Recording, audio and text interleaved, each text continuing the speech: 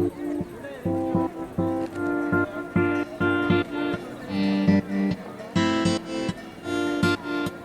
عليكم، مرحبا بكم في قناة وصفات ام مريم اسماعيل. اليوم بغيت نشارك معكم مخلع اولا مسمن معمر. بلا نطول عليكم بزاف، المزال مشتركش في قناة الشاف تحطوا لي لايك ديالكم. يلا ندوزو للمقادير. بسم الله على بركه الله. غادي نصاوبوا الشرموله ديال المخلع. عندي هنايا نص كاس تاع الزيت، عندي هنا بصله كبيره مشلضه، عندي زلافه ديال الشحمه مطحونه، 2 معالق تاع القزبر، عندي فلفل انا كان عندي في المجمد، عندي هنايا معلقه كبيره تاع التحميره، نص معلقه ديال الحار، نص معلقه تاع الحرقوم، نص معلقه تاع الملح. غادي نخلطوا كلشي العناصر. نديروا البصله، الشحمه، القزبر معدنوس،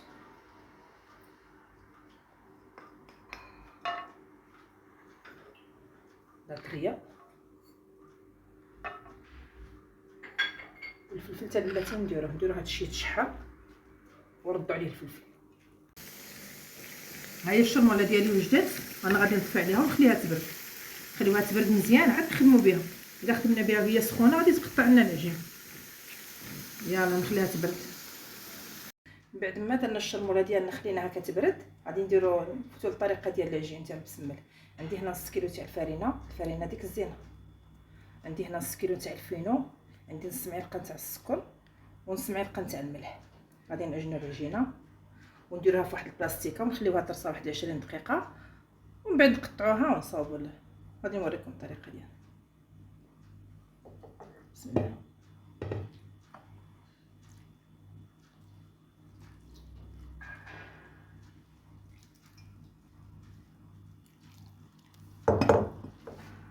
هاي العجينه تاعنا دلكناها مزيان، هاي ما تجيش جاريه وما تجيش قاصحه. ندلك مزيان وتغطى بواحد البلاستيكه وتخليها واحد 20 دقيقه ترصى واحد شويه ترتاح، عاد تقطعوها. العجينه تاع المخلع ديالنا هي رصات، غادي نفوتو نقرصوه.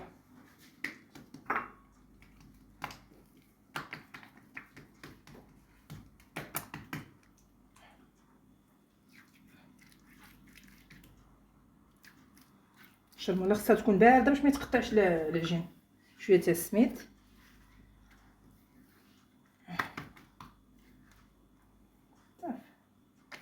خليها ترصى واحد شويه ونقرصوه. الخلاع تاعنا الفلان